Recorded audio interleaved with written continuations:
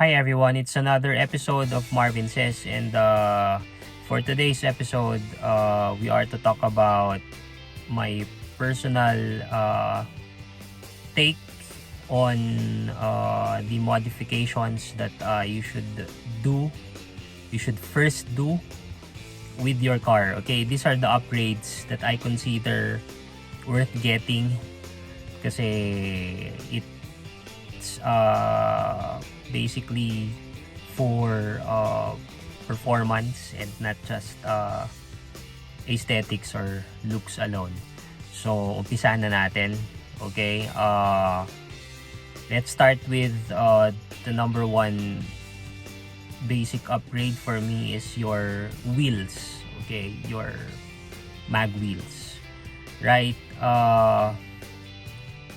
Changing your stock to an aftermarket mag wheels gives you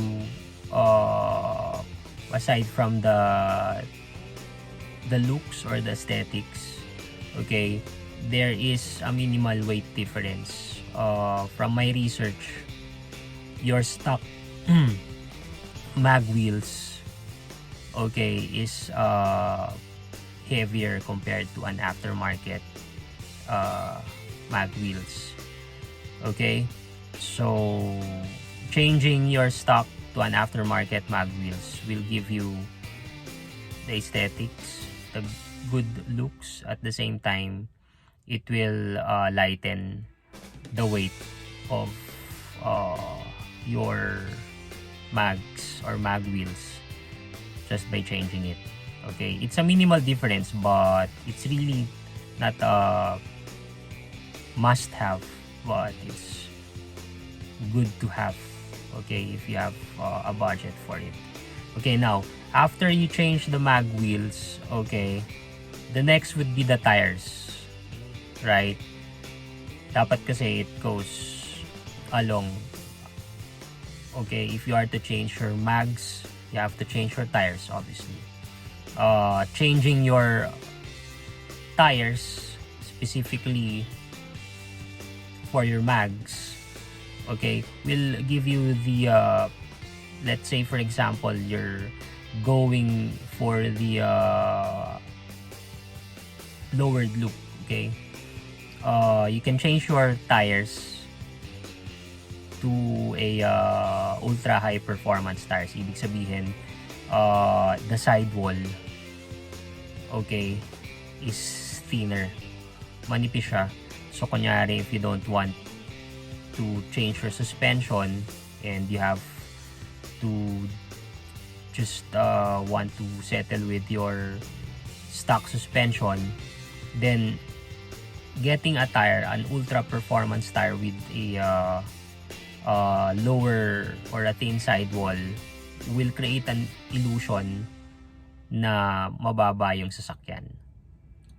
Okay, so going back to the mags, okay, if you're currently running on a 17-inch mags, then I guess you can opt for an inch higher, which is an 18-inch mags. Okay, then with that 18-inch upgrade of wheels, you can opt for an ultra high performance tire with a sidewall of 40 series. Okay, or kung gusto mong hindi gaanong mawala yung ride comfort from the stock, a 45 series tires would do. So either 40 or 45 series. But then again, you do have your you do have to know, changing wheels and tires will cost you due diligence. Syempre hindi ka bibili no kaagad-agad. You have to do your research first. What is best for your car. It varies kasi with the vehicle that you have. Let's say if you have a Lancer EX, then you can join a group first or research by your own as to what wheels and tires are apt for the Lancer EX. And if you have a Ford Focus, then join a group. Okay, or research, and so on and so forth. Alright, now, for the mag wheels, I can tell you, speaking for the Lancer EX owners, okay, my two best recommendations would be the Volk Racing TE37. Lahat kasi binabagayan ng Volk Racing TE37. The drawback of having a TE37, lahat kayo magkakapareho na. Kasi yan ang kinukuha, karamihan in general. Okay? I think the TE37 is costly. It's pricey mags. Okay? Don't settle with the copy kasi syempre, if you're using a copy mags, mawawala yung safety mo dyan. Okay? If you are to bump on a big, hole, ang unang maapektuhan dyan would be your copy mag wheels. Okay? Masisira yan, magkakaroon ng bent yan or bengkong or whatever. Basta masisira. So don't settle with the copy mags. Go with the legit, the authentic mag wheels. Okay? So I recommend number 1, Volk Racing TE37. Number 2, for the mag wheels, what I recommend is the Rota wheels. Specifically for Lancer EX, ang bagay sa kanya, Rota. For me, this is my take, Rota GeForce and Rota XXR. Maganda yun. Okay? Rota wheels, para sa mga hindi nakakaalam, for those who don't know, it's made here in the Philippines. Okay? It's Filipino made, proudly Filipino made, but it's recognized all around the world. Okay? Rota, I think, is cheaper than Volk Racing. The genuine Volk Racing T37s, it's cheaper. Okay, Rota wheels cost about 35,000 pesos for the complete set of 4 mag wheels. Okay, now going to the number 2 upgrade, obviously the tires, ultra high performance tires. Madaming magaganda at mura. Okay, in our market, there's Ceylon, which is actually made in China, but it's quality. Okay, the other one is Achilles. I'm using Achilles ATR Sports 2 now, and so far so good. Kung gusto na ng mid-range, you can settle for Yokohama's Advance. What else for the mid-range wheels? Yokohama's, and I think for the I can't think of any aside from Yokohama's, but for the budget ones that are quality tires, okay, as I've mentioned, you have Achilles ATR Sports 2, you have Ceylon, and there's one new player in the market right now, it's GT. Okay, maganda rin yun as per the reviews that I've seen from my research. Okay, so those are my top 3 tires. Go again with the 40 series or the 45 series. Hindi kayo magsisisi dyan. It has like for the 40 series, as I've mentioned, manipis siya. You don't have to actually change your suspension if you want the 40 series tires. Okay, babagay yan sa 18-inch mag wheels. Okay, now the third upgrade for me is suspension. Okay, suspension comes in many forms. Okay, if you want to go the budget, lowering springs. Okay, mas mura if your budget is limited. The brands for lowering springs that I suggest is Stain and Eibach. Okay, please avoid max speed. Again, why? Kasi what I've researched, yung ride comfort, if you are to use max speed, mas magsasuffer eh. Okay, lowering springs is for me the best if you want to go lowered, okay, on a tight budget. Okay, Tain is made in Japan, Eibach is made in Germany. Malayo na yung mga history ng mga yan. at maganda siya for the drop. Okay, if you have an ample cash or money in your pocket, you can go with coilovers. Okay, dito sa Pilipinas, I think the mainstream is Silvers. Okay, mas mura kasi. Silvers Neo Max, no, I think it goes for 35,000 to 40,000 for a set of coilovers. Now, you can go with Tane coilovers too, but with Tane mas mahal syempre.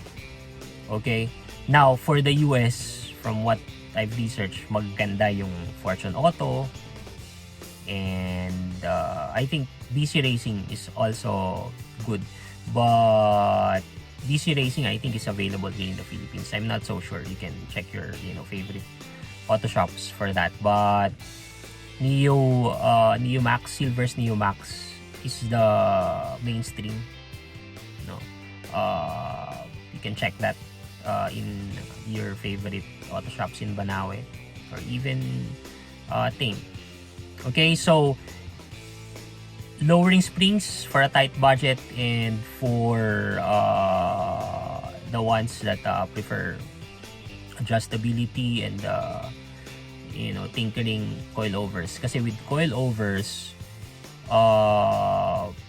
you can adjust yung camber. Hindi ako masyadong familiar with those things, but you can tune your ride with using coilovers. But with lowering springs, nakaset na yung drop mo, and it's not adjustable. But for me, for a daily driven car, you just go with lowering springs. Kasi with coilovers, if you want to track your car, then go with coilovers, right? But if it's for just a daily driven car, lowering springs. Okay, never go with putol springs, as they say. Putol springs, what they'll do is to actually cut your stock springs to make your vehicle lowered. That's not advisable. Masisira yung suspension components like the shock absorbers, and so on and so forth. Masisira. Don't settle with putol springs. Okay, that's my third recommended upgrade. Why do you need to upgrade the suspension? It's your handling. Mas maganda siya, mas planted yung kotse, yung vehicle sa ground, and so it gives you a good handling in turns, lalo na sa cornering. That's the main reason why you should upgrade your suspension. Okay, now the fourth one, and this I believe is for purely aesthetics. That's the main reason. There is another reason why, and this is your hood. Okay, upgrading to a carbon fiber hood, right? Why do we need to upgrade? Well, a carbon fiber hood, aside from the looks that it will give you, is the weight reduction. I've changed my stock hood to a carbon fiber hood, and ang laki ng difference from the steel hood of this 2011 Lancer GTA. Sobrang gaan ng carbon fiber hood, but in reality, you can't feel that gaan. Okay, it doesn't add horsepower. I'm not a believer of if you are to actually change your hood to a carbon fiber and somehow it will gain horsepower. No, it did not change anything. But you know what, driving a lighter car, yung hatak kasi siguro in some way there's a result of that lightweight. Okay, so the main reason why you would want to upgrade your stock hood to a carbon fiber hood is again for aesthetics and for the weight reduction. Aside from that, another reason, the third reason is you don't have to really paint the carbon fiber hood kasi babagay siya sa kahit anong kulay. The fact that it has a carbon fiber finish to it, it should stay that way for most car owners. Black siya carbon fiber weave. So those are the upgrades that I consider, you know, worth getting and investing. I can think of any upgrade siguro for the external aesthetics of your vehicle. I can add another one, which is if your car doesn't have, you know, a chain, then you can also add a chain. A chain is a lip, okay, na nilalagay doon sa front bumper sa baba. Okay, you can add a chain or a lip, and then if you don't have a side skirts nilalagay yan sa sides, okay, sa mga gilid ng pintuan ng sasakyan. Okay, the thing is, you actually put side skirts and the chain for your car to look lowered. Okay, it adds an illusion na yung sasakyan mo mababa, planted. Okay, so if you don't have, you know, a budget for a suspension, then adding a chain or a lip and the side skirts will definitely help upon changing your tires and wheels. Okay, then after, you can go with lowering springs or coilovers. Alright, so this ends the vlog episode of Marvin Says. I'm not a professional, you know, car advisor. The thing is, from what I've researched from the internet, YouTube, these are the top, you know, upgrades, okay, that you should do with your car.